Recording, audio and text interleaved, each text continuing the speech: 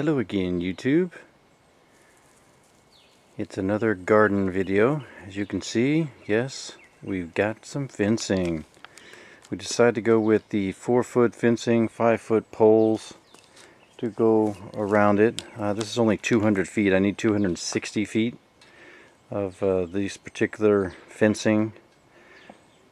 And I still have to get some 4x4 posts to cement into the ground for the corners to be a stronger support. I already have the cement. I'm just looking for some good strong 4x4s that are treated. This is where we're at with the garden. We haven't lost any more peppers, at least for today.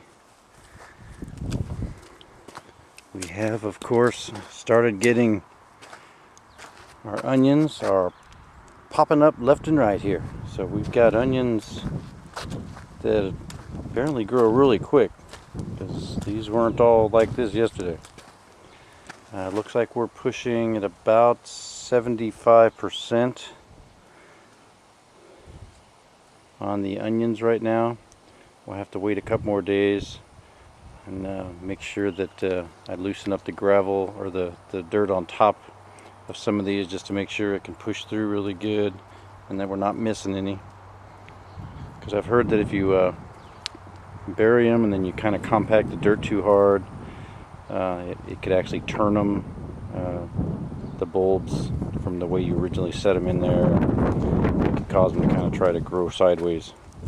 So I want to make sure that that doesn't happen with these. You can see the Roma tomatoes are here. We lost one tomato here and one tomato on the end for some reason, we don't know why. Luckily with the Roma tomatoes, there were 8 that we were able to separate from out of the 6-pack, but we still do have 6 original ones, so hopefully we can get these to progress and grow and continue to grow.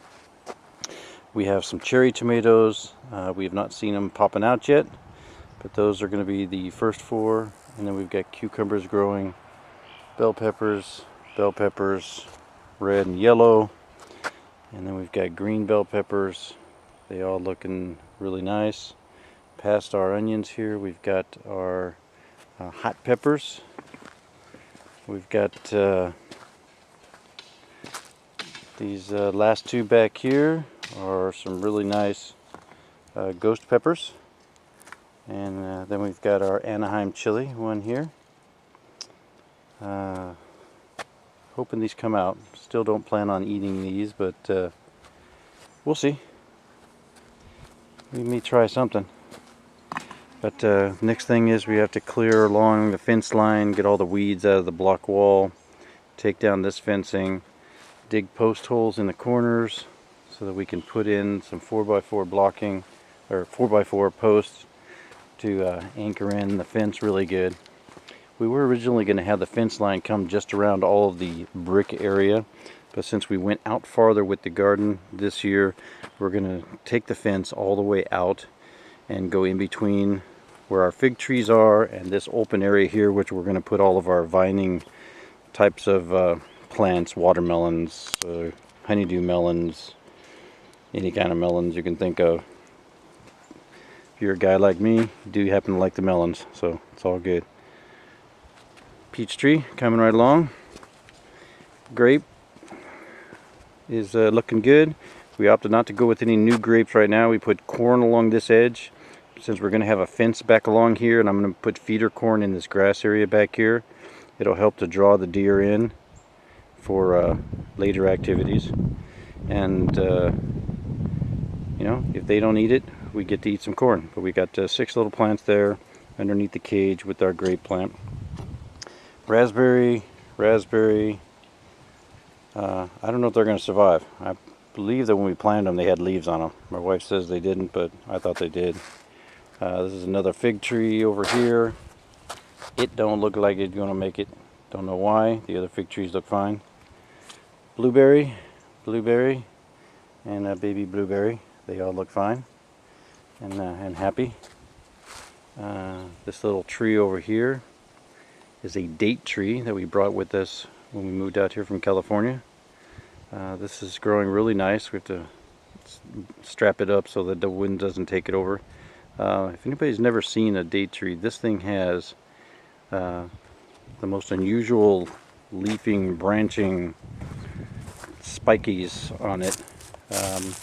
If you can see, you got leaves, branches, leaves, and humongous spikes. Those spikes are over an inch long, and I guess that's to protect the plant from hopefully deer and anything else, but I don't want to get poked by them either. And they are some vicious looking spikes, and they're on every single branch.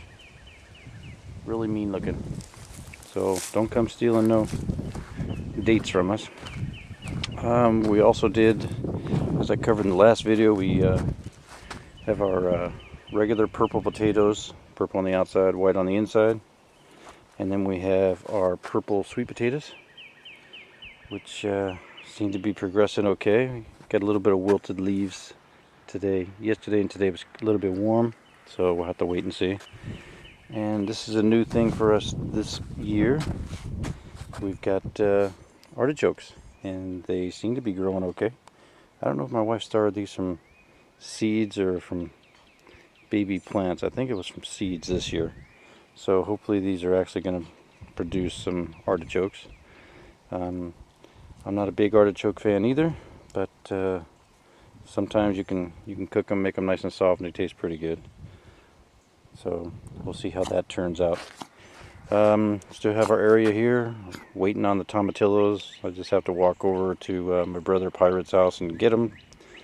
And we'll put some manure and stuff and mulch and whatever in this area and plant the plants here and see if they grow some tomatillos, which would be really good. I plan on making some chili verdes and some other items. Still have the radishes. We're waiting for the bean pods to start to dry out and turn brown so that my wife can pick them. We did pick a couple of the radishes. They were about 8 to 9 inches long and about 6 inches to 7 inches around, so they were pretty good size radishes for what she's going to do. Still have our red leaf lettuce. Probably end up eating some of this today for lunch / dinner. And strawberries are blooming away.